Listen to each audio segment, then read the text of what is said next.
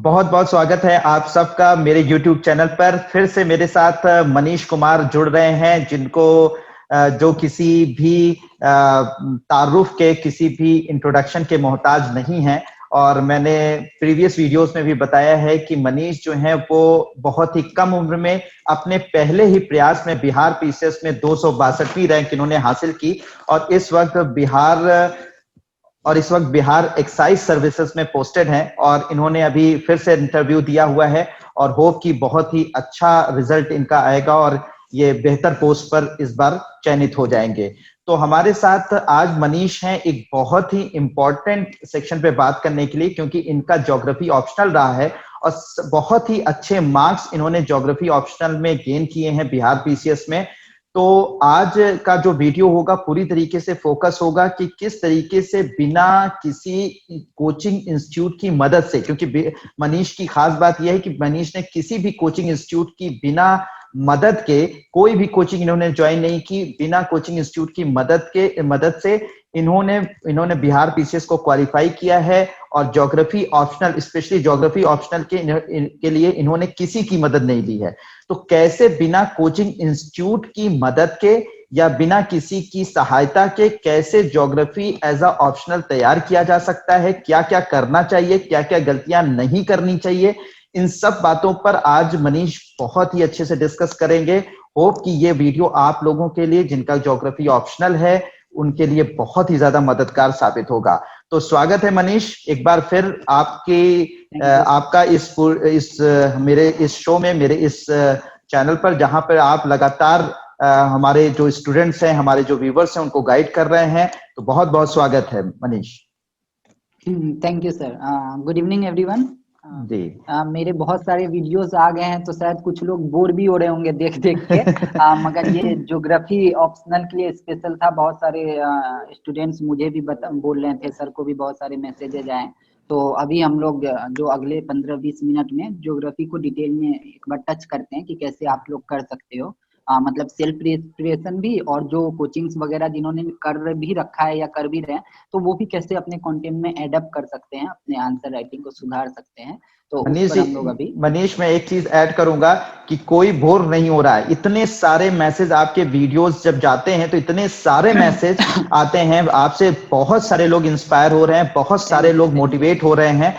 और इतने सारे मेरे पास पर्सनल मैसेज आते हैं। यूट्यूब पर तो मैसेज आते ही आते हैं जो आप देख पाते हैं, लेकिन कुछ मैसेज मेरे पर्सनल आते हैं जिसमें आपसे बहुत ज्यादा लोग मोटिवेट हो रहे हैं। और ये बहुत ही मोटिवेशनल बात है। और सबसे बड़ी बात है, आप बड़े कीमती वक्त निकालकर हम लोगों से जुड़ते हैं। और बहुत सारे ऐसे लोग हैं जो कि कोचिंग नहीं कर पाते या उनको एक गाइडेंस की जरूरत होती है, तो वो आपके वीडियो का इंतजार करते हैं। तो मनीष जी बताइए कि किस तरीके से ज्योग्राफी को तैयार किया जाए, डिटेल में बताइए कि बच्चे को कहीं किसी इंस्टीट्यूट में जाना ना पड़े।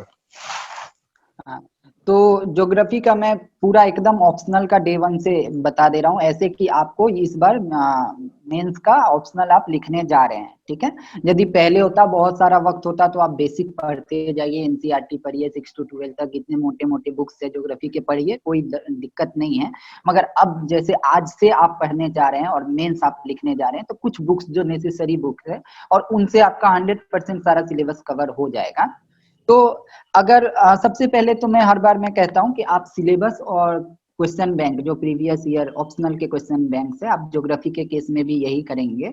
स्टार्टिंग के शुरुआत के 5 से 7 दिन, 1 वीक तक सिर्फ आप सिलेबस पढ़ेंगे और क्वेश्चन बैंक्स पे फोकस करेंगे कि क्या क्या आ रहा है। बार बार पढ़िए, बार बार पढ़िए। आपको लगेगा कि मैं बोर हो रहा हूँ यार, सिलेबस तो मैंने पढ़ लिया या क्वेश्चन बैंक तो पढ़ लिया, मैं बोर हो रहा हूँ, लेकिन जब आप पढ़ोगे ना तो उसी बीच से कुछ निकल के आएगा और हर बार कुछ ना कुछ निकल के आता है। ये मैं पर्सनल एक्सपीरियंस से बोल रहा हूँ। मैंने 63rd भी दिया, मैंने 64th भी दिया, और जब 64th के समय में पढ़ा तो फिर मुझे लगा कि अरे यार 63rd में तो ये चीज मैं भूल ही गया था, तो या ये चीज मिस हो गया था।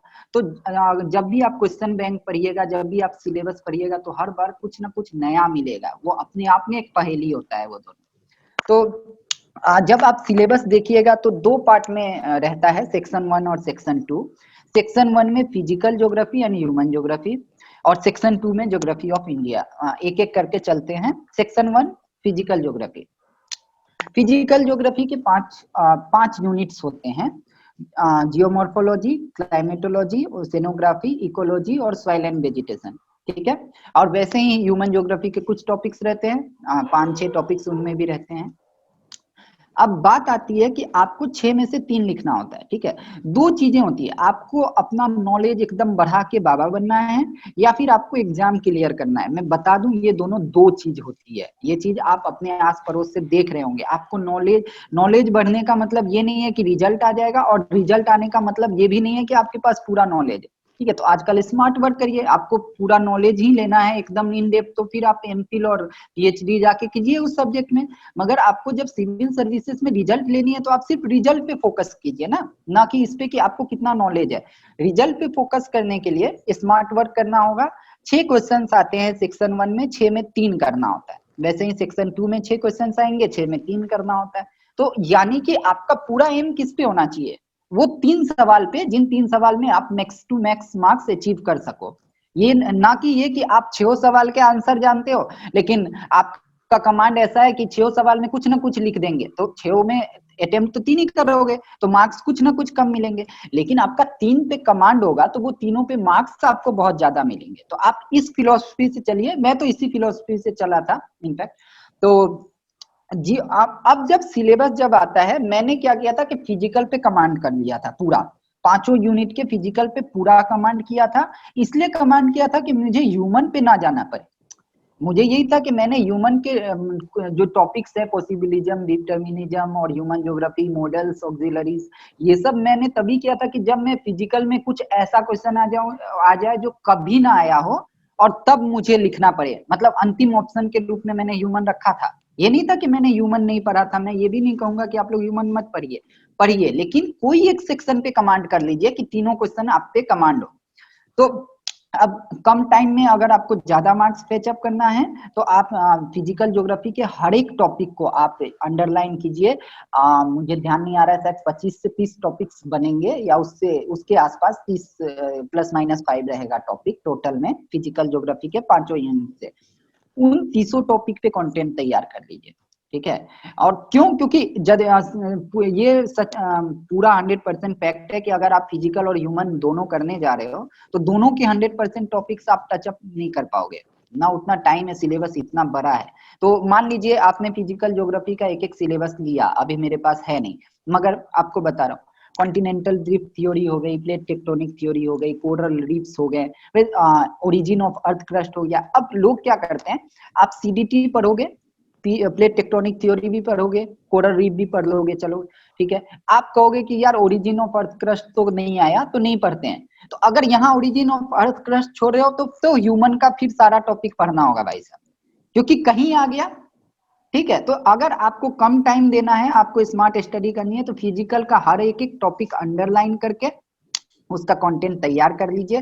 ओरिजिन ऑफ अर्थ क्रस्ट सबसे पहला टॉपिक है जहां तक मुझे याद आ रहा है, तो उस टॉपिक पे आप लिख लीजिए, 1-2 पेज बनेगा, बहुत ज्यादा नहीं। वो एकदम ये वो पता है कि वो क्वेश्चन नहीं आएगा, लेकिन चूंकि आप खुद ही गैम्बल कर रहे हो तो आपको वो क्वेश्चन तैयार करके जाना होगा।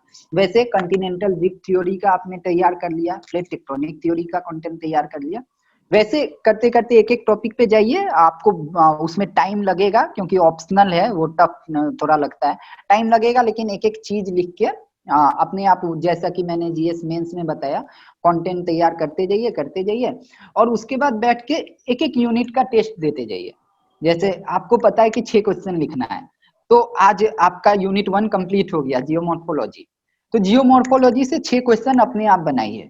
3-4 तो मैं हाथों पे गिना दूंगा, प्लेट टेक्टोनिक थ्योरी हो गया, कॉन्टिनेंटल ड्रिफ्ट थ्योरी हो गया, ओरिजिन ऑफ अर्थ क्रस्ट हो गया, कोरल रीफ हो गया।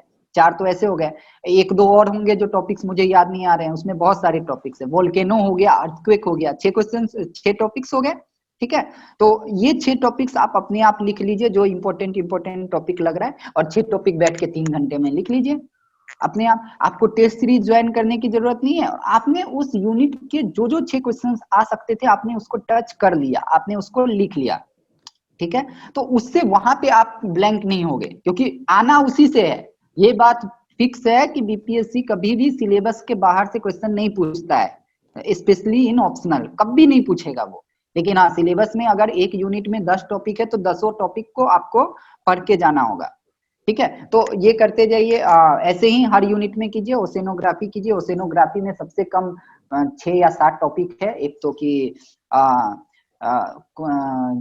Mid oceanic ridge of Indian ocean, और उसके बाद फिर ओसेनिक रिसोर्सेस हो गए, ठीक है, और ओसेनिक वेब्स वगैरह के ऊपर खैर यूपीएससी में पूछता है, मगर ये भी एक टॉपिक बनता है। ओशन रिसोर्सेस हो गए, मेराइन रिसोर्स हो गया, तो ये 5-6 टॉपिक ओसेनोग्राफी में बनता है यूनिट 3 में।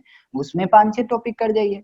आपको पता है कि आएगा वही चीज कि इंडियन ओशन रिसोर्सेस या मिड इंडियन ओसेनिक रीज, यही दोनों में से एक आना है। लेकिन आप छोड़ नहीं सकते हो अगला 4 टॉपिक भी, अगला 4 टॉपिक को भी आप क्लियर करके जाइए। और उस हिसाब से, और लास्ट में ह्यूमन ज्योग्राफी में जो 3-4 टॉपिक है उसको ऊपर ऊपर देख जाइए। कोशिश कीजिए फिजिकल को ज्यादा से ज्यादा अटेम्प्ट करने का। तो ये इस टाइप से आप करोगे तो आपका एक एक टॉपिक क्लियर हो जाएगा। अब रही बात सबसे मेन कि कौन सा बुक आप रेफर करोगे, ये में तो फिजिकल के लिए फिक्स है, सविंदर सिंह को तो पढ़ना ही है। मगर इसी में जो ट्रिक आता है कि सविंदर सिंह बहुत टफ लैंग्वेज यूज करते हैं, और अगर आप पहले बार में सविंदर सिंह पढ़ने जाओगे तो बहुत कम मतलब समझ में आएगा आपको। तो इसीलिए पहले आप क्लास 11 का खुल्लर पढ़िए, मोटा वाला खुल्लर नहीं, 11 का पतला सा खुल्लर आता है वो, ठीक है। क्लास 11 का खुल्लर पढ़िए, वो ऑब्वियसली क्लास 11 लेवल का लैंग्वेज रहता है, इतना स्मूथ लैंग्वेज रहेगा, और हर एक टॉपिक उसमें है, ऐसा कोई नहीं है जो उसमें एक भी टॉपिक नहीं है। तो क्या कीजिए कि कॉन्टिनेंटल ड्रिफ्ट थ्योरी हो गया, कोरल रीफ्स हो गए, उसके जो मेन मेन पॉइंट्स होते हैं इससे बना लीजिए। आपके पास ना उतना ज्यादा पेज है, ना उतना ज्यादा समय है एक्स्ट्रा करने का, और उसमें एडअप करने के लिए सविंदर सिंह यूज कीजिए। और जो लोगों का कमांड है, जिनका ज्योग्राफी से आपका ग्रेजुएशन ही है या ज्योग्राफी पे बहुत स्ट्रॉन्ग कमांड है, तो आप सीधा सविंदर सिंह पढ़िए। बट इन जनरल मैं सजेस्ट करूंगा स्टूडेंट्स को कि आप पहले क्लास 11 की खुल्लर पढ़िए। ये जान लीजिए कि आप सविंदर सिंह ना पढ़ें, खुल्लर पढ़ें, ये ठीक है, लेकिन खुल्लर पढ़े सविंदर सिंह ना पढ़ें, ये ठीक नहीं है स्टूडेंट्स के लिए। तो उससे आपके मार्क्स या वो आपके कंटेंट एडअप होते जाएंगे। और उसके बाद कुछ टॉपिक्स है आपके दिमाग में, आपने न्यूज देखा है, आपने कुछ सुना है कहीं से, और आपको लग रहा है ये चीज ऐड कर सकते हैं, वो चीज तुरंत ऐड कीजिए, कहीं पे नोट्स में लिख लीजिए। और कोई भी पीटीटी, जैसे कि अभी जब मैं मेंस लिख रहा था तो इंडोनेशिया मलेशिया में एक न्यू वोल्केनिक इरप्शन हुआ था, मतलब एक्सटिंक्ट वोल्केनो था, मुझे नाम याद नहीं आ रहा, तो वो मैंने लिख लिया था, ठीक है। तो आप प्लेट टेक्टोनिक थ्योरी लिख रहे हो या कॉन्टिनेंटल थ्योरी लिख रहे हो या फिर वोल्केनो लिख रहे हो, वो तुरंत एग्जाम्पल जोड़िए और उसको हाईलाइट करके जोड़िए, ताकि पढ़ने वाला को लगे कि अरे हाँ ये बच्चा करेंट से भी अपडेटेड है। नहीं तो सिर्फ फुजीयामा और इतना वोल्केनो के रूप में रहिएगा तो उसको भी लगेगा कि अच्छा पका पकाया चीज, बना बनाया चीज किताब से रख के लिख दिया है। थोड़ा अपने में एडअप करिए, कहीं पे भी एग्जाम्पल मिल रहा है। जो ज्योग्राफी होता है पूरे वर्ल्ड लेवल का है, इंडिया लेवल का है, मतलब, लेकिन हमेशा उसको छोटे लेवल से जोड़ के देखिए। ज्योग्राफी कुछ पूछा आपने, इंडिया का ज्योग्राफी इंडिया के पर्सपेक्टिव में, वर्ल्ड के पर्सपेक्टिव में बता दिया, तो कोशिश कीजिए कि अपने रिस्पेक्टिव स्टेट के पर्सपेक्टिव में भी कुछ बता पाए, ठीक है। जैसे आपसे फिजियोग्राफिक डिवीजन ऑफ इंडिया पूछ दिया, तो आपने इंडिया का तो फिजियोग्राफिक डिवीजन बता दिया, कोशिश कीजिए छोटे से पैराग्राफ में बिहार का भी फिजियोग्राफिक डिवीजन बता दें। सॉइल ऑफ इंडिया पूछा या सॉइल ऑफ वर्ल्ड पूछा तो वर्ल्ड का सॉइल तो बताया, कोशिश कीजिए कि छोटा सा डायग्राम में या छोटे से पैराग्राफ में इंडिया का भी बता दे, बिहार का भी बता दे। उससे क्या होगा कि उसको लगेगा कि अच्छा मैंने जितना एक्सपेक्ट किया था उससे बच्चा ज्यादा करके आया है। आप ही सोचिए, आप अगर किसी को ट्यूशन पढ़ाते हैं या कुछ करते हैं, आपने 2 क्वेश्चन का होमवर्क करके दिया और उसने 3 या 4 आपको बना के दिए, तो आपका मन कैसे खुश हो जाता है कि नहीं लड़का मेहनती है। उसको यही इंप्रेशन जाना चाहिए चेक करने वालों को कि बच्चे ने पढ़ के आया है, बच्चा पढ़ा है, ठीक है। तो क्या हुआ कि वो क्वेश्चन उसको टकराया नहीं, बच्चा पढ़ा तो है, तो उसमें छोटा छोटा ऐड कीजिए। नंबर 1, एक चीज जो मैं भूल गया था, मेरे ध्यान से हट गया था, हमेशा डायग्राम बनाइए। ये जीएस के पोर्शन में भी यूज होगा ये चीज। हमेशा जब आंसर राइटिंग कर रहे हैं तो एक डायग्राम तो हर पेज पे होना चाहिए, और वो डायग्राम याद रखिए कभी ऐसा ना लगे कि आपने पेज भरने के लिए डाला है, लेकिन ये भी हो कि पेज भी भर जाए।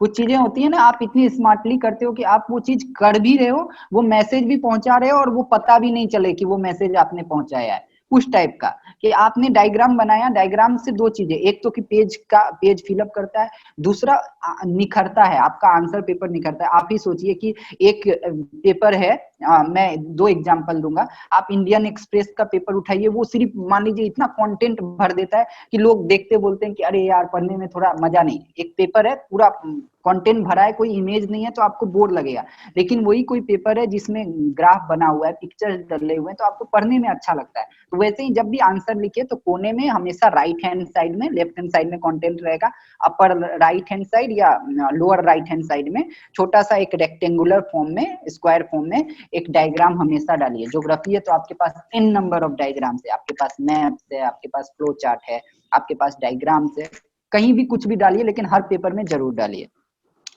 ये हो गया। जीएस में भी आप वैसे ही करोगे, हर पेपर में खास करके ज्योग्राफी और इकोनॉमिक्स वाले सेक्शन में जरूर से जरूर डायग्राम डालोगे। पॉलिटी में डायग्राम नहीं बनता है, पॉलिटी में फ्लो चार्ट डालोगे। हिस्ट्री में आप डायग्राम मैप्स भी यूज कर सकते हो और फ्लो चार्ट भी यूज कर सकते हो। मनीष, ये तो उन लोगों के लिए हो गया जो कि बिल्कुल अभी एग्जाम जिनका मींस आने वाला है, तो उनके लिए आपने एक बहुत ही अच्छा ब्रीफ कर दिया कि आपको क्या करना है, क्या नहीं करना है और कौन सी बुक्स आपको पढ़नी है। तो इसमें एनसीईआरटी का भी रोल है, एनसीईआरटी भी अभी पढ़ना जरूरी है। जो मेंस अभी दे रहे हैं उनके पास एनसीईआरटी पढ़ने का वक्त नहीं है टू बी ऑनेस्ट, लेकिन जो अगला मेंस देंगे 67 का मेंस देंगे तो ऑफ कोर्स आप एनसीईआरटी पढ़िए। 6 to 12 सजेस्ट करते हैं। हाँ, तो मैं यहीं पर एक इंटरप्ट आपको कर रहा हूँ कि उन लोगों के लिए भी बताइए जो ज्योग्राफी ऑप्शनल लेना चाह रहे हैं, तो वो कौन कौन सी बुक्स पढ़ें और वो कैसे प्रिपरेशन कर रहे हैं, जिनके पास अभी टाइम है या उन्होंने अभी अभी ज्योग्राफी ऑप्शनल को चूज किया है। ये तो आपने जो पहले आपने अभी बताया वो तो उनके लिए है जो कि एग्जैक्टली अभी एग्जाम देने जा रहे हैं, जिनका मींस होने वाला है। जिनका नहीं मतलब जो अभी से प्रिपरेशन स्टार्ट कर रहे हैं या फिर नेक्स्ट ईयर वो एग्जामिनेशन मेंस का देंगे, तो उनके लिए ज्योग्राफी ऑप्शनल बिल्कुल बेसिक से बताइए कि क्या क्या करें वो और क्या क्या पढ़ें और क्या क्या ना पढ़ें, जो कि मार्केट में तो है लेकिन पढ़ना चाहिए, लेकिन हेलो। तो मेरा ये क्वेश्चन है कि उन लोगों के लिए बताइए जो कि ज्योग्राफी ऑप्शनल को चूज अभी अभी उन्होंने किया है और जिनका इस बार एग्जाम नहीं है बल्कि नेक्स्ट टाइम कभी भी वो जब भी मेंस का एग्जामिनेशन देके ज्योग्राफी ऑप्शनल लेना चाहते हैं, तो बिल्कुल बेसिक से बताइए कि उनको कौन कौन सी चीजें पढ़नी चाहिए, कौन कौन सी चीजें मार्केट में कही जाती हैं पढ़नी चाहिए, लेकिन ऐसी बहुत सारी चीजें होती हैं, भ्रांतियां फैली होती हैं कि पढ़ना चाहिए, लेकिन उसे असल में एक एक्सपीरियंस ही इंसान बता सकता है कि ऐसी चीजों को आप चूज ना पढ़ें, ये भ्रांतियां ही हैं सिर्फ। तो क्या पढ़ना चाहिए, क्या नहीं पढ़ना चाहिए, बहुत ही बेसिक लेवल से बताइए कि जो अभी बिल्कुल शुरुआत कर रहे हैं उनके लिए बताइए कि ज्योग्राफी ऑप्शन में क्या पढ़ना चाहिए, क्या नहीं पढ़ना चाहिए। जो डे 1 से ज्योग्राफी स्टार्ट कर रहे हैं तो आप 6 to 8 तक की ज्योग्राफी मस्ट पढ़िए। एनसीईआरटी की पतली पतली बुक आती है तो वो आप यदि एक्चुअली में इंटरेस्ट लेके पढ़िएगा तो एक दिन में एक बुक या 2 दिन में एक बुक कंप्लीट हो जाती है। तो 6, 7, 8 की एनसीईआरटी बुक जरूर से जरूर पढ़िए। और आप ऑप्शनल ले रहे हैं और आपको और ज्यादा अपने आप को एक्सपोज करना है, ब्रॉड करना है व्यू, तो 11, 12 की एनसीईआरटी भी आप जरूर से जरूर पढ़ेंगे। 11 की थोड़ी इंपॉर्टेंट है, 11 की एनसीईआरटी इनफैक्ट, तो 11th और 12th की एनसीईआरटी आप पढ़ोगे। एनसीईआरटी से एक और फायदा होगा, जो मैं बार बार कह रहा हूँ ना कि फ्लो चार्ट या बार ग्राफ टाइप का जो बनता है, तो एनसीईआरटी में बहुत सारे फ्लो चार्ट्स और बार ग्राफ दिए हुए हैं, आप जब देखोगे तो आपको याद आएगा। जैसे मुझे अभी एक याद आ रहा था कि रॉक से कैसे सॉइल या रॉक कैसे इम्पैक्ट करता है, तो रॉक का दो चार्ट बना हुआ था कि रॉक कैसे सॉइल फॉर्मेशन में इम्पैक्ट करता है और कैसे क्लाइमेट को, वहां के क्लाइमेट को डिसाइड करने में इम्पैक्ट करता है, या फिर सॉइल कैसे रॉक फॉर्मेशन में इम्पैक्ट करता है, वहां के क्लाइमेट और वेजिटेशन को इम्पैक्ट करता है। ठीक है, तो उस हिसाब से रॉक का ही एग्जांपल लें तो 2 हो गया कि एक सॉइल फॉर्मेशन में इम्पैक्ट करेगा कि वो सेडिमेंट्री रॉक रहा तो आपको फर्टाइल सॉइल वहां पे पाई जाएंगी, वही वो इग्नियस रहा तो इनफर्टाइल सॉइल हो जाएंगी। ठीक है, तो ये रॉक डायरेक्टली सॉइल को इम्पैक्ट कर रहा है। फिर रॉक वही सॉइल से किसको इम्पैक्ट करेगा, क्लाइमेट एंड वेजिटेशन को। वही सॉइल के कारण वेजिटेशन छोटी छोटी होगी और वो छोटी छोटी वेजिटेशन के कारण वहां पे प्रेसिपिटेशन कम होंगे, सॉइल इरोजन ज्यादा होंगी। तो ऐसे ही है कि सॉइल और रॉक और क्लाइमेट के बीच के लिंक अप बहुत अच्छा से एक फ्लो चार्ट क्लास 11 की एनसीईआरटी में दिखाया गया है। वैसे बहुत सारे फ्लो चार्ट्स आपको एनसीईआरटी में मिलेंगे, और उसके बाद आपके कॉन्सेप्ट्स भी क्लियर हो जाएंगे। 6 to 12, 9, 10 को आप स्किप कर सकते हो, ठीक है, नंबर 1। और नंबर 2, उसके बाद आप क्लास 11 की खुल्लर पढ़िएगा। Khullar for physical geography, obviously not for geography of India, उसके लिए अलग बुक है। क्लास 11 की पतली वाली खुल्लर पढ़िएगा और तब तीसरे नंबर पे सविंदर सिंह पे जंप कीजिएगा। इन तीनों के अलावा मुझे नहीं लगता है कि आपको कोई और बुक पढ़ने की जरूरत पड़ेगी। मतलब आप अब कहना चाह रही रहे हैं कि एक, आप कहना चाह रहे हैं कि एनसीईआरटी 6 to 12 आपको करने की जरूरत है, और फिर उसके बाद आप खुल्लर पढ़िए, फिर उसके बाद आप सविंदर सिंह पढ़िए। जी, ये हो गया। ये मैंने जो भी बताया ये फिजिकल ज्योग्राफी के लिए बताया, सेक्शन 1। सेक्शन 2 आपका बनता है ज्योग्राफी ऑफ इंडिया। उसके लिए आपको बहुत मेहनत करनी पड़ेगी। उसका ना कोई मतलब डिक्टो बुक अवेलेबल है, ना आपको नोट्स मिलेंगे, ना आंसर मिलेंगे। जैसे फिजिकल ज्योग्राफी के लिए जग जाहिर है कि आप सविंदर सिंह में आपको हर एक टॉपिक मिल जाएगा। ज्योग्राफी ऑफ इंडिया के लिए आपको कंटेंट मिलना बहुत मुश्किल होता है, क्योंकि उसमें 10-11 टॉपिक्स हैं और हर टॉपिक पे 10-11 चैप्टर्स हैं इनफैक्ट, और हर चैप्टर पे 5-6 है, और उसको करेंट से हमेशा रिलेट करना होता है। हर ऑप्शनल सब्जेक्ट का पार्ट 2 हमेशा टफ होता है। तो उसके लिए ना आपको मोटा वाला खुल्लर पढ़ना होगा। वो बहुत मतलब मुझे 700-800 पेजेस के या उससे भी मोटे पेजेस के खुल्लर आते हैं। तो वो खुल्लर मोटा वाला याद रखिएगा। क्लास 11 का पतला सा खुल्लर वो आप फिजिकल के लिए पढ़ोगे, लेकिन ज्योग्राफी ऑफ इंडिया के लिए फिर खुल्लर की ही बुक आती है जो बहुत मोटी आती है, उसमें ज्योग्राफी ऑफ इंडिया लिखा रहता है। वो बुक खरीदिएगा, नंबर 1। नंबर 2, माजिद हुसैन की भी इतनी मोटी बुक आती है, वो खरीदिएगा। अब दोनों में क्या है कि थोड़ा स्मार्ट स्टडी कीजिएगा कि कुछ टॉपिक्स उससे पढ़ लिया, कुछ टॉपिक इससे पढ़ लिया, कंटेंट को एडप्ट कर लिया। और दूसरी बात कि ज्योग्राफी ऑफ इंडिया जब लिखिएगा, याद रखिए कि जितना इम्फेसिस आप सेक्शन 1 में दोगे उतना ही इम्फेसिस आपको सेक्शन 2 में भी देना होगा, क्योंकि दोनों 150-150 मार्क्स के आ रहे हैं, ठीक है। लोग करते हैं कि फिजिकल ज्योग्राफी या सेक्शन 1 पे आपने बहुत मेहनत कर दिया, 70% मेहनत कर दिया, और 30% आप ज्योग्राफी ऑफ इंडिया पे कर रहे हो, तो आप तो अपने साथ इनजस्टिस कर रहे हो। क्योंकि आप मार्क्स पैटर्न देखो ना, मार्क्स तो 50% इधर 50% उधर। तो अगर आप 100 दिन पढ़ रहे हो तो 50 दिन इधर पढ़ रहे हो, तो 50 दिन उधर भी पढ़ना है। बहुत हो गया तो इधर 55 दिन पढ़ रहे हो तो उधर 45 दिन पढ़ना होगा आपको। ऐसा नहीं कि इधर 70 डेज पढ़ो, इधर 30 डेज पढ़ो, फिर आपका कहीं ना कहीं मार्क्स इधर से तो 150 के क्वेश्चंस आएंगे ना आपको। ये तो नहीं है कि क्वेश्चंस कम मार्क्स के आएंगे। तो इधर ज्यादा मेहनत करना आप लोग ज्योग्राफी ऑफ इंडिया पे, उसको हमेशा इंटरनेट और करंट अफेयर से जोड़ने की कोशिश करना। ज्योग्राफी ऑफ इंडिया के जितने टॉपिक्स है उसको अलग से कंटेंट, अब मान लीजिए कि रोड ट्रांसपोर्ट ऑफ इंडिया, तो अब आप बुक से देखिएगा तो वही पुराना रोडवेज ये सब लिखा हुआ मिलेगा, ठीक है। तो उसको नए से आपको जोड़ना होगा कि भारतमाला प्रोजेक्ट चल रहा है। वो पुराना तो अभी तक वही चल रहा है कि NHIA के द्वारा बना PMGSY 1, 2, 3, उसमें भी वो PMGSY लिख के छोड़ दिया है बुक में, ठीक है। और गोल्डन क्वाड्रिलेटरल लिख के छोड़ दिया, ये सब खत्म हो गया। लेकिन अब जब आप लिखोगे तो आप याद रखिए कि 20% ही लिखना पुराना वाला, कि गोल्डन क्वाड्रिलेटरल बना, PMGSY बना, इसमें 20% करना, या मैक्स टू मैक्स 25%। कभी भी 50% भी मत कर देना, मार्क्स मिलेंगे नहीं, वो बोर हो जाएगा पढ़ के कि पका पकाया चीज, बना बनाया चीज लिख के आ रहा है किताब का। हमेशा 25% करना। और जो बाकी नए वाले हैं, नए में क्या है, भारतमाला परियोजना है, सागरमाला है। आप कहोगे सागरमाला पोर्टलैंड डेवलपमेंट है, लेकिन रोड तो बनेगी भाई साहब। तो भारतमाला प्रोग्राम हो गया, सागरमाला हो गया। एक और ये है जिसमें सारे मुझे याद नहीं आ रहा है उस स्कीम का नाम, जिसमें सारे जो रेलवे क्रॉसिंग्स है वहां पे फ्लाई ओवर, एग्जैक्टली वो फ्रेट कॉरिडोर है, जो रोड कॉरिडोर है, और फिर जहाँ पे रेलवे क्रॉसिंग है उसके ऊपर फ्लाई ओवर बनाने की बात आ रही है। ये सारे 3-4 ये है। एक्सप्रेस वे बन रहा है, डायमंड कॉरिडोर मुझे पता नहीं, लेकिन एक्सप्रेस वे हर जगह बन रहा है। एग्जाम्पल दे दीजिए वो दिल्ली नोएडा एक्सप्रेस वे का, DND एक्सप्रेस वे का, लखनऊ ये एक्सप्रेस वे का, उसी में 2-4 लाइन चुपके से बीच में घुसा दिया कि इनफैक्ट वो सिर्फ रोड पॉइंट ऑफ व्यू से नहीं, स्ट्रेटेजिक पॉइंट ऑफ व्यू से भी इम्पोर्टेंट है। वहां पे हम लोग देखते हैं कि हर साल या हर 2 साल पे कभी भी जो टेंशन रहती है तो एयर मतलब फाइटर प्लेन्स वो भी लैंड कराए जाते हैं, लैंड कराए जाते हैं। तो ये सब एडप्ट करेगा, ये सब पढ़ेगा तो वो खुश होगा। नहीं तो सिर्फ जो पका पकाया पुराना चीज हमेशा अपने ये को एक। और दूसरा फायदा क्या है कि पुराना चीज याद रखने में हम नए बच्चों को बहुत प्रॉब्लम होती है। नए चीजों को क्या एडप्ट करना है, एडप्ट तो आप एडप्ट के लिए आपको रटने की जरूरत नहीं है, लेकिन पुरानी चीजों को रटने की जरूरत है। तो उससे 2 फायदा होता है कि आपको कम नॉलेज है, लेकिन आप उसमें उसको शो कर रहे हो कि आपको नॉलेज भी है, लेकिन भी आप एक्स्ट्रा कर रहे हो। आपके अंदर हो सकता है कि आपको पुराना एक्चुअल याद नहीं होगा। जो बच्चे 4 साल से तैयारी कर रहे हैं, 5 साल से, उनको तो रटा रटाया होगा, PMGSY 1 2 3 तीनों रटाए होंगे, उनको ये भी रटाया होगा कि GSY 1 में कितना बना, 2 में कितना किलोमीटर बना, 3 में कितना किलोमीटर बना, 1 का क्या ऑब्जेक्टिव था, 2 का क्या था, 3 का। और मुझे नहीं लगता है कि नए वालों को इतना याद रह पाएगा।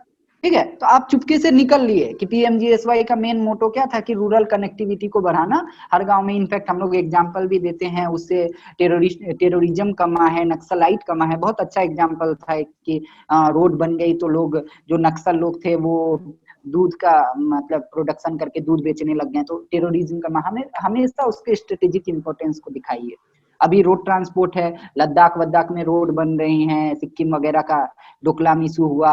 ठीक है, हमेशा करंट से जोड़ लीजिए, चाइना से जोड़िए, उससे जोड़िए, पाकिस्तान से जोड़िए, ब्रॉड करते जाइए। जितना भी कोई एक टॉपिक है, उसको जितना आप खोलिएगा उतना आपके लिए बेटर होगा। जितना आप कॉम्पैक्ट रहिएगा, जितना बुक पे डिपेंडेंट रहिएगा, उतना आपके लिए खराबी करेगी। बहुत अच्छा। तो ये जैसा कि आपने बताया कि अभी ओवरऑल एनसीईआरटी देखनी है कुल्लर, और साथ ही साथ एक बुक आपका माजिद हुसैन भी आपने बताई, और साथ ही साथ सविंदर सिंह। अब इसके अलावा एटलस की भी जरूरत होती है। एटलस भी बच्चे यूज करते हैं ज्योग्राफी ऑप्शनल के लिए या ज्योग्राफी पढ़ने के लिए, तो एटलस भी मस्ट है मेरे हिसाब से, और जिसमें आप कम से कम पॉइंट आउट कर पाए उन एरियाज को जहां पर ये सारी जो भी स्ट्रेटेजिक इंपॉर्टेंस से जो भी चीजें बनाई जा रही हैं, जो भी डेवलपमेंट चल रहा है, ज्योग्राफिकल जो भी इवेंट्स हो रहे हैं, उनको कम से कम मैप में आप देखते रहेंगे, तो इससे ये फायदा होगा कि आप उस मैप को वहां पर ड्रॉ कर सकें और वहां पर सारी चीजें कर पाए। एक चीज मुझे थोड़ा सा पूछनी थी मनीष, कि बहुत सारे बच्चों को ये जो इनिशियल पार्ट होता है, थ्योरी वाला पार्ट होता है, जिसमें मॉडल्स होते हैं, ज्योग्राफिकल मॉडल्स होते हैं, अगर मैं सही हूं तो इसमें बहुत सारी समस्याएं होती हैं उस मॉडल को समझना, उस मॉडल को लिखना, क्योंकि वो काफी कुछ बोरिंग टाइप का हो जाता है। उसके लिए क्या, हाँ, उसके लिए क्या स्ट्रेटजी रहती है? इसलिए मैंने कहा था, मैंने जो शुरुआत में मैं हर बार ये जो आप लोगों को कह रहा हूँ कि स्मार्ट वर्क कीजिए। वो ज्योग्राफिकल जो ह्यूमन ज्योग्राफी का पार्ट है ना, वो कुछ चीज तो बहुत इजी है कि आप शहर का मॉडल क्या है, सेंट्रल लोकेशन थ्योरी क्या है, मतलब दो तीन चार तो बहुत इंटरेस्टिंग मिलेंगे। लेकिन उसके बाद पॉसिबिलिज्म आता है, डिटर्मिनिज्म आता है, जो फिलोसफी टाइप के क्वेश्चंस रहते हैं, वो आपको बोरिंग भी रहेगा, नंबर 1। दूसरा, आपके पास थ्योरी रहेगी, सिर्फ मैप नहीं रहता है। आप थ्योरी में क्या, उसमें क्या मैप डाल सकते हो? कोई फिलोसफी पे, कोई थॉट पे, आप ज्योग्राफिकल थॉट पे कैसे मैप डाल सकते हैं? ठीक है, मतलब डालने को डाल सकते हैं, लेकिन आपके पास वो डायरेक्ट नहीं है। अब जैसे ओसेनोग्राफी का कोई आ गया तो आप इंडियन ओशन का मैप डाल सकते हो, इंडियन मिड ओसेनिक रीज बना सकते हो। लेकिन अब वो पॉसिबिलिज्म आ गया, डिटर्मिनिज्म आ गया, उसमें आप मैप जबरदस्ती आपको डालना होगा। तो इसलिए मैं कह रहा हूँ कि इधर आप पढ़िए। मैं भी पढ़ा था, और उस पर मुझे जबरदस्ती का वो जो 3-4 मॉडल्स थे, सिटी मॉडल्स थे, वो तो मुझे पता था, उसमें अच्छे खासे डायग्राम्स बनते हैं, बहुत इंटरेस्टिंग टॉपिक भी रहता है। मगर उसके बाद जैसा कि सर ने बोला कि जो फिलोसफी है और जो थॉट्स वाले क्वेश्चन है, उसमें बहुत टफ होने वाला है। उसमें 1-1.5 पेज ही आपके पास कंटेंट होगा, बुक में भी अवेलेबिलिटी रहती है बहुत, वो बल्कि बना देता है आपकी चीजों को। तो मैं इसलिए कहूंगा, बार बार मेरी पर्सनल सजेशन रहेगी कि उसको पढ़िए, तभी पढ़िए कि आपको लास्ट रिसोर्ट में आपको वो चीज यूज करना पड़े, ना कि उस पर ज्यादा फोकस करने की जरूरत है। और सबसे अच्छी चीज जो आपने बताई, जो लोगों को ध्यान रखनी चाहिए, अक्सर जो है वो पीसीएस की तैयारी करने वाले स्टूडेंट्स इस बात को नहीं मतलब कर पाते हैं। यूपीएससी की तैयारी करने वाले फिर भी फोकस करते हैं, लेकिन पीसीएस की प्रिपरेशन करने वाले लोग करंट अफेयर और जो समसामयिकी होती है उसको अपने मतलब जनरल स्टडीज में और साथ ही साथ अपने ऑप्शनल में रिलेट नहीं कर पाते, उसको जोड़ने की कोशिश नहीं करते। और यही कारण है कि मार्क्स जो है, अगर किसी ने ये कर लिया तो उसके मार्क्स बेहतर हो जाते हैं, और आपने बहुत मेहनत की लेकिन आप रिलेट नहीं कर पाए, ठीक है, समसामयिक जो भी घटनाएं होती हैं उनसे नहीं जोड़ पाए, या आपने करंट अफेयर्स को सही से एडॉप्ट नहीं किया, तो उससे क्या होता है, आपका आंसर बोरिंग हो जाता है। आपकी बहुत मेहनत करने के बावजूद भी आपके आंसर्स उतने बेहतर नहीं बन पाते, और फाइनली जो होते हैं मार्क्स आपको कम मिल जाते हैं। तो ये चीज करनी बहुत जरूरी है, क्योंकि आज मैं खुद जब क्वेश्चन मतलब आंसर चेक करता हूं, और कभी कभी जब मैं इंटरव्यू बोर्ड्स में बैठता हूं, तो मैंने देखा है कि वहां पर मुझे वो बच्चे ज्यादा, मुझे पर्सनली मुझे वो बच्चे या मेरे बोर्ड में बैठे हुए वो जो भी लोग होते हैं, जो भी ऑफिसर्स होते हैं या जो भी अपनी फील्ड के महारथी लोग होते हैं, तो उनको देखा वो उन बच्चों को ज्यादा पसंद करते हैं जो कि करंट से बहुत अपडेट होते हैं, जो हर अपने सब्जेक्ट को, अपनी चीजों को तुरंत करंट से जोड़ पाए, कुछ ना कुछ दूसरा, कुछ ना कुछ प्रॉब्लम ही ना बताएं बल्कि कुछ ना कुछ सोल्यूशन भी बताएं। ठीक है, तो जो सोल्यूशन बताता है, जो प्रॉब्लम को ही नहीं बताता बल्कि उसके सोल्यूशन भी बताता है, डायनेमिक सोल्यूशन बताता है इंडियन कॉन्स्टिट्यूशन को लेकर, इंडियन कॉन्स्टिट्यूशन को मतलब ध्यान में रखते हुए, तो उन बच्चों को मैंने देखा है कि बोर्ड्स मेंबर्स जो है बहुत पसंद करते हैं। तो ये आप लोगों को जरूर करना चाहिए, डायनेमिक रहिए, पॉजिटिव सोच रखिए, हमेशा सोल्यूशन की बात कीजिए। ठीक है, हमेशा प्रॉब्लम की बात मत कीजिए, और साथ ही साथ हर जगह जो है करंट से चीजों को जोड़ने की कोशिश कीजिए। अब एनसीईआरटी तो बहुत सा पुरानी है, बहुत सालों पहले लिखी गई है, उस वक्त जो ट्रांसपोर्ट सिस्टम था या उस वक्त जो रेल मार्ग थे वो अब नहीं है। ठीक है, अब तो चीजें बहुत ज्यादा चेंज हो चुकी हैं, तो उसको जोड़ते रहिए, उसको अपडेट कीजिए, ये आपकी जिम्मेदारी। इसे कोई किताब नहीं बताएगी, इसे कोई टीचर नहीं बताएगा। ठीक है, कोचिंग, ठीक है, कोचिंग पढ़ने आप चले जाएंगे, लाखों रुपए खर्च कर देंगे, लेकिन उनको भी अपने आप को मतलब इस सब चीजों को अपडेट करने का वक्त नहीं है, तो वो भी आपको नहीं बताएंगे। तो ये आपको करना है, और अगर आपको भीड़ से अलग दिखना है तो ये सारी मेहनत आपको करनी पड़ेगी, कोई दूसरा ये मेहनत नहीं करने वाला है। जैसा मनीष ने किया, मनीष भीड़ में नहीं गए, कोचिंग इंस्टीट्यूट नहीं गए, कोचिंग के चक्कर नहीं लगाए, इन्होंने लाखों रुपए नहीं खर्च किए। इन्होंने क्या किया कि बहुत ही बेहतर ढंग से, बहुत ही सेंसिबली इन्होंने सारी तैयारी की, प्लस उसको खूब मेहनत की, प्लस करंट अफेयर से अपडेट रहे, और उसका रिजल्ट ये है कि अपने पहले ही प्रयास में ये सफलता अर्जित कर पाए। ठीक है, अब मनीष और कुछ भी बातें आप बताना चाहते हैं? हाँ हाँ, एक और सेक्शन जो ऐड अप करना होगा, जो ज्योग्राफी ऑफ इंडिया में आप लोगों को बहुत हेल्प करने वाला है, यानी कि सेक्शन 2 में, अगर आप बीपीएससी का मेंस लिख रहे हैं तो इसमें बिहार स्पेशल से क्वेश्चंस आते हैं, और अगर आप बिहार स्पेशल तैयार करके रखिएगा, उसके लिए आपको इकोनॉमिक सर्वे पढ़ना होगा, बिहार का दोनों पार्ट अगर पढ़ पाए तो, नहीं तो क्रक्स भी पढ़ेंगे तो चलेगा। तो बिहार स्पेशल पे अगर कमांड होगा, दो चीजें, डायरेक्ट बिहार पे क्वेश्चन आ रही है तो आप उसको टेकल करोगे फर्स्ट। नंबर 2, अगर क्वेश्चन इंडिया के पे भी आ रहा है, मान लीजिए रोड ट्रांसपोर्ट ऑफ इंडिया उन्होंने पूछा, या डेवलपमेंट मॉडल ऑफ इंडिया पूछा, ठीक है, डेवलपमेंट मॉडल ऑफ इंडिया वैसे पूछता नहीं है, लेकिन वो अगर पूछ लिया, तो आप इंडिया लिखने के बाद ना लास्ट का जो आप एक पैराग्राफ रहेगा या लास्ट का एक पेज होगा, वो पेज पे आप फटाफट वो सेम क्वेश्चन में ऑफ बिहार लिख दीजिएगा, ठीक है, और उसको आधा पैराग्राफ या एक पैराग्राफ में बिहार के बारे में वो लिख दीजिएगा। तो बिहार स्पेशल पे आपको कमांड करने की जरूरत है। बुक्स बहुत सारे आते हैं बिहार के लिए, बिहार के ज्योग्राफी पे, वो कोई एक बुक आप पढ़ लेंगे। ये नंबर 1 हो गया। दूसरी बात, और आपको 3 मैप्स आपके हाथ में रटे होने चाहिए, और 5 से 8 सेकंड में तीनों मैप्स आपको ड्रॉ करना आना चाहिए। इसके लिए प्रैक्टिस आप अभी से चालू कर दीजिए। आप घर में बैठ के खाना खा रहे हैं, उस समय हाथ घुमाते रहिए, आप क्लासेस कहीं पढ़ रहे हैं, क्लासेस कर रहे हैं, हाथ घुमाते रहिए खाली टाइम में। वो वर्ल्ड मैप आपको आना चाहिए 7 से 8 सेकंड में, मैप ऑफ इंडिया आना चाहिए 5 सेकंड में, और बिहार के मैप आने चाहिए 4-6 सेकंड में। ये तीनों मैप्स आपके हाथ पे रटे होने चाहिए और फटाफट होना चाहिए, ये नहीं कि वहां पे क्या हुआ, ठीक है। और वो मैप बता के, और कोई भी क्वेश्चन रहे, खास करके ज्योग्राफी का, ये तीनों में से कोई एक मैप जरूर बनेगा, और ये तीनों में से कोई वो मैप को आप सेट करके बताओगे। एग्जाम्पल क्वेश्चन बहुत सारे आते हैं, डेवलपमेंटल मॉडल ऑफ बिहार, तो डेवलपमेंट मॉडल में हमेशा याद रखना है, फिजिकल डेवलपमेंट पे सिर्फ नहीं जाना है, आपको ह्यूमन डेवलपमेंट पे भी जाना है। डेवलपमेंट मॉडल ऑफ बिहार में दो फ्लो चार्ट बनेगी, एक तरफ फिजिकल डेवलपमेंट ऑफ बिहार बनेगा, एक तरफ ह्यूमन डेवलपमेंट पे आप फोकस करोगे। फिजिकल डेवलपमेंट में बिहार के फिजियोग्राफी को डिवाइड करोगे, तो एकदम नॉर्दर्न मोस्ट बिहार क्या है, हिली एरियाज है, वहां पे वाटर रिसोर्सेस हैं। तो और ये भी जान लीजिए, प्रैक्टिकल चीजें बताने की जरूरत नहीं है, प्रैक्टिकल तो बताइएगा जो थ्योरी में है। जैसे थ्योरी में इन पेपर है कि जो तराई रीजन में है वहां पे वाइल्ड रिसोर्सेस पाए जा सकते हैं, देखने कोई नहीं जा रहा है, एक्सप्लोर करने कोई नहीं जाना है, आपको बस लिख देना है कि वहां वाइल्ड रिसोर्सेस पाए जा सकते हैं, उसको एक्सप्लोर करने की जरूरत है। ना आप एक्सप्लोर करने जा रहे हो, ना आंसर शीट चेक करने वाला एक्सप्लोर करने जा रहा है, बस आपको दिखाना है कि आपको आता है, ठीक है। वहां पे राइस इंडस्ट्रीज लगाने की जरूरत है, वहां पे sugar cane industry north east Bihar में लगाने की जरूरत है। सेंट्रल बिहार में क्या हो गया, राइस व्हीट गन्ना, राइस व्हीट के बहुत सारे होते हैं, तो वो इंडस्ट्रीज लगाने की जरूरत है। फ्रूट्स एंड वेजिटेबल का बहुत सारा प्रोडक्शन है, उसी में आप दिमाग लगाओगे तुरंत दिमाग खुलेगा, अच्छा फ्रूट्स वेजिटेबल में इसका तो जीआई टैग, तुरंत मुजफ्फरपुर के लीची को जीआई टैग मिला है, सबको पता है, हाजीपुर का बनाना फेमस है, सबका पता है। उसी समय पता चल गया आपको कि सिलाव खाजा गया नालंदा में फेमस है, सबको पता है, ठीक है। तो ये कुछ चीजें फेमस है, उसको लिख दोगे आप ब्रॉड एक हेडलाइन टॉपिक डाल के कि ये सब चीजों को, अब मुजफ्फरपुर में लीची फेमस है लेकिन कमाई हो नहीं रही है, तो क्या करोगे आप? फूड प्रोसेसिंग इंडस्ट्रीज डालोगे, लीची की जूस बनने की जरूरत है, बनाना का शेक बना के पैक करने की जरूरत है, आप करने नहीं जा रहे हो। और आपको पता भी है कि एकदम से इमीडिएट फ्यूचर में ये चीजें नहीं होंगी, लेकिन आप लिख तो सकते हो उसमें, ऐसे ही तो चीजें आगे बढ़ेंगी। तो आप वो लिख के दिखाओ।